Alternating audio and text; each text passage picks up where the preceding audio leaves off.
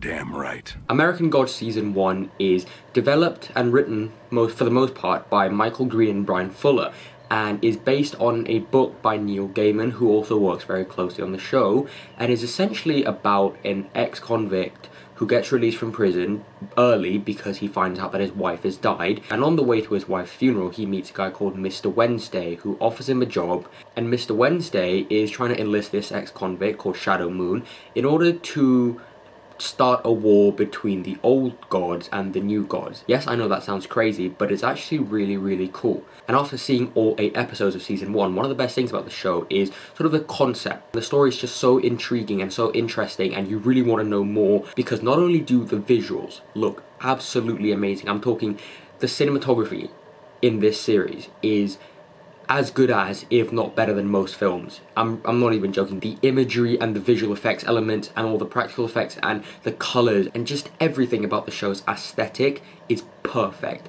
I mean, honestly, this genuinely looks too expensive for TV, and I don't think that this show probably had that big a budget, but it looks incredibly expensive. Also, the soundtrack and the music, the score, absolutely amazing. Some of the song choices were really, really great.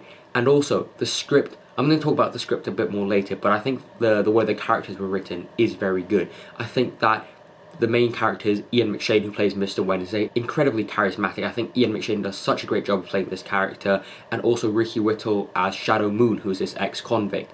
I really, really felt for his character. I genuinely cared about him, and he made such a compelling lead. And he definitely feels like the entry point to the story, because at first you kind of like him, you don't really know what's going on, and as the story progresses, you learn more, and you start to delve deeper into the mythos of these characters, just like he does.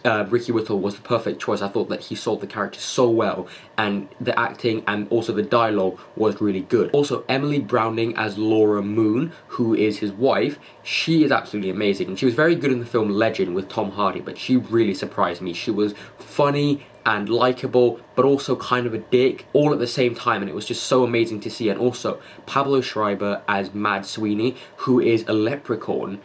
He was so funny, and his character was so well written. In fact, the dialogue scenes between him and Emily Browning's character was absolutely amazing.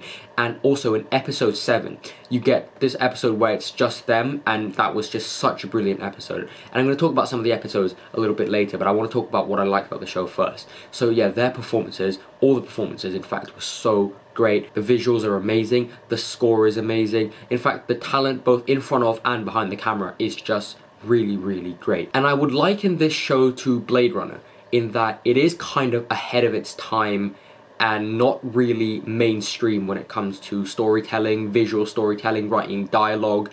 I think that it is not going to be appreciated by most audiences. I think sort of everyday movie-going audiences are not going to really appreciate this show. And if you really like sort of studying a scene or an episode or whatever, and if you really like sort of looking for those hidden messages, and you like a show with depth and sort of complexity, then I think you're going to really like this show, because it is very, very complex. And ultimately, I feel that that is going to throw some people off. But I do think that if you stay for all 8 episodes, I think you are going to appreciate this show, and you're going to enjoy it, and you will be intrigued by it. Now, my biggest issue with this series is that it feels very disjointed in terms of the episode structure. There are 8 episodes, but some episodes, they start off these character arcs and they don't really finish them. Like, some characters are introduced like in the first episode or the second episode, and you don't even see them until the last episode. And sometimes certain characters you think are going to play a massive role, and they take so much time to sort of flesh these characters out and introduce them. They don't really do that much in the series as a whole. And also, some characters are introduced and then you never really see them again, and their arcs aren't really completed. I just feel like this show sets up so many incredible storylines, so many incredible characters and so many things, but it doesn't really follow up on that. And I know there's going to be season 2, and so that's why I'm really excited for season 2, because I really want to see these setups pay off, because I didn't think the ending of the show gave off a good sense of completion. I think that they left a lot in the air, and I want to see the story arcs, those character arcs, the relationships between certain characters finish a little bit more, and I didn't really get that with this show. And I think that some episodes feel very standalone, especially episodes 4 and 7, I think. Those 2 episodes were focused on certain characters who do play a big part in the series, but I just feel like they could have spent a little bit more time with the main characters. And like I said, episode 4 and 7, they were both very good episodes. They were both incredibly well directed, and the story that they wanted to tell was really, really good, and they managed to do such a good job telling that story. But it feels too standalone. And also some episodes, I think episode 2 was a big one, it just felt like, okay, the episode started, stuff happens, and then that's it, and you don't really get a sense of completion, and nothing really happens. And then some episodes, loads of stuff happens, and then some episodes, like, nothing happens. But episode 8, which is the final episode, I thought that that was the one where everything really came together. Not as much as I wanted to, but stuff did really sort of mesh together, and certain characters did meet, and that was very satisfying, although I did think that the show left me wanting more. And I think it's fair to say that a large majority of people who watched episode 1, maybe 2, has stopped watching. And I also think that some people are probably waiting to binge this show, because that is probably the best way to watch it. Because if you watch it week by week by week, I think it feels too disjointed, and you're going to get confused, and you're going to be left wanting more.